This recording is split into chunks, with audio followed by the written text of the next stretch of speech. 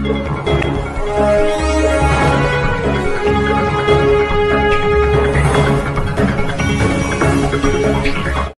अगस्त 2024 को यौम आदिवासी के मौके पर धुलिया शहर के हीरे भवन में राष्ट्रवादी कांग्रेस पार्टी के प्रदेश सर चिटनीस इरशाद जागीरदार ने औरतों का एक प्रोग्राम किया, जिसमें आदिवासी समाज की सैकड़ों औरतों ने हिस्सा लिया।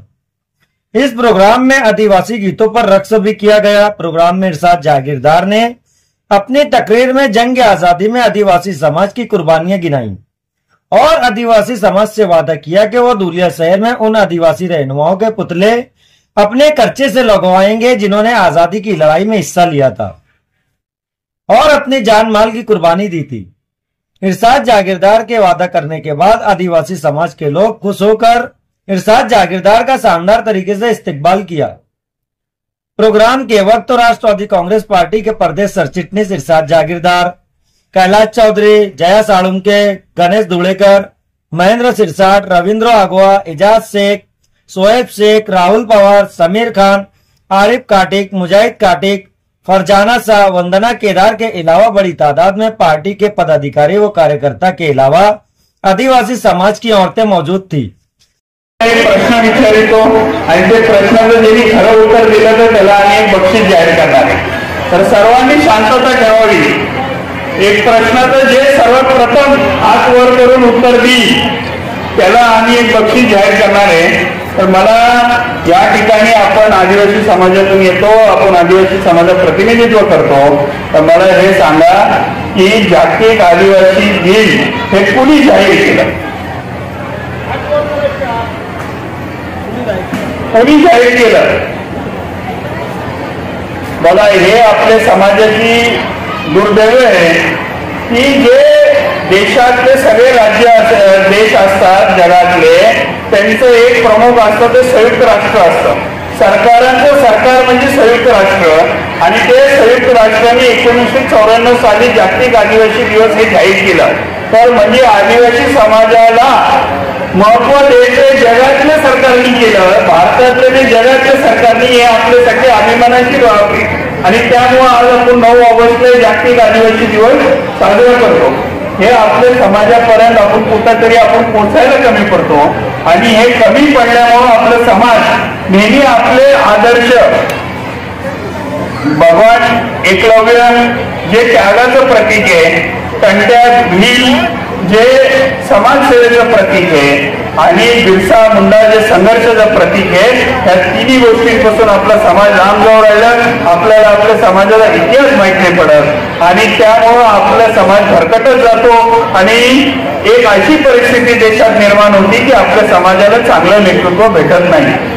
जर आपल्याला आपल्या समाजाचा विकास करायचा असेल तर आपल्याला चांगल्या नेतृत्वाबरोबर जायला लागेल। आपले मुलं मुली हे उच्च शिक्षित करायला लागतील आणि आपल्या समाजाचे महापुरुषांनी घालून दिलेले आदर्श त्याच्यावर जर आपण पण चाललो तर निश्चित आपला समाज त्या जगात राज्य केल्याशिवाय राहणार नाही।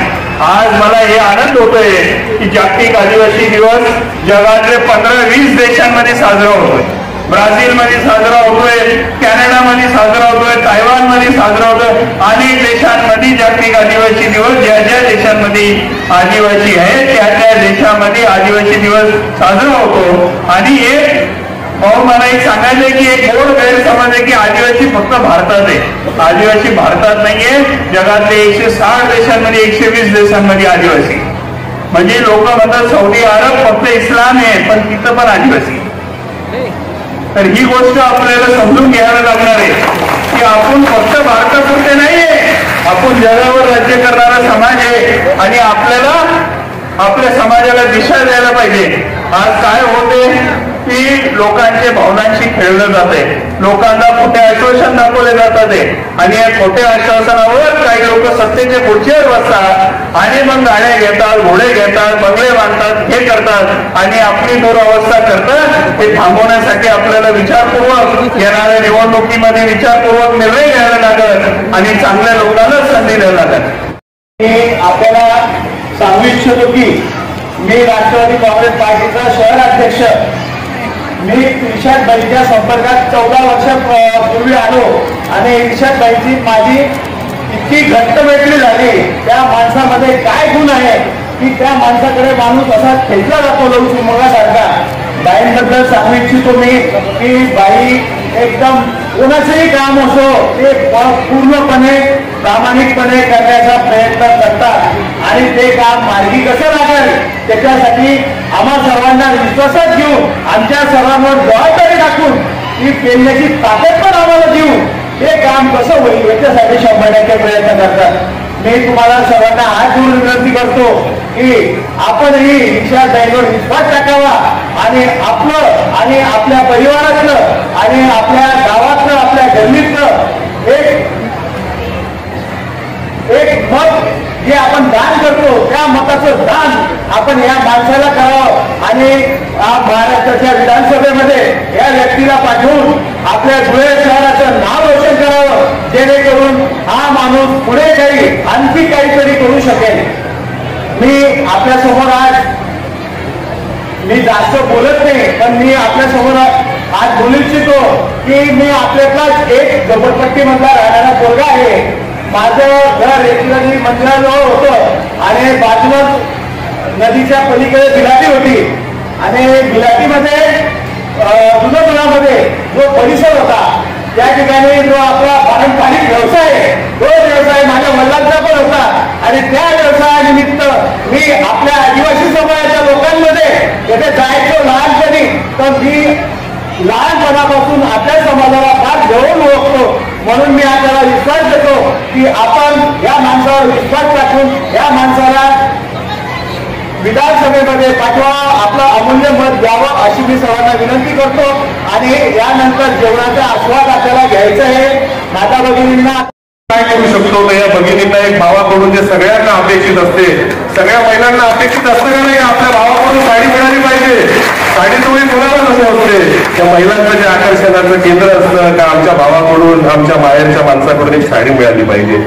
त्या भावाचं कर्तव्य खऱ्या अर्थाला जर कोणी करत असेल तर ते आपले इर्षदभाई जागीरदार आहेत. दलित असो मुस्लिम असो आदिवासी असो व इतर छोटे मोठे जे काही समाज असतील आज या धुळे शहरामध्ये जर कोणी या सर्व समाजाला घेऊन सर्व समावेशक नेतृत्व आणि सर्व समाजाची जाण घेऊन जर कोणी काम करत असतील तर ते आमचे इर्षदभाई जागीरदार आहेत. राज्याचे उपमुख्यमंत्री अजितदादा पवार यांचे अत्यंत विश्वासू अत्यंत मर्जीतले म्हणजे आम्ही तुम्हाला सांगू इच्छितो की आम्ही जेव्हा मुंबईला किंवा कुठं इर्षदभाईंची आणि दादाची भेट होते दादा हजारो लोकांमध्ये असे बाईंना सांगतात अरे इर्षद ये काय आला सुद्धा दादा इतकं हक्कासारखं एकदम आपल्या जवळच्या हिताच्या माणसासारखं बाईंना जोपासतात बाईंना इतकं विश्वासाने ठेवतात.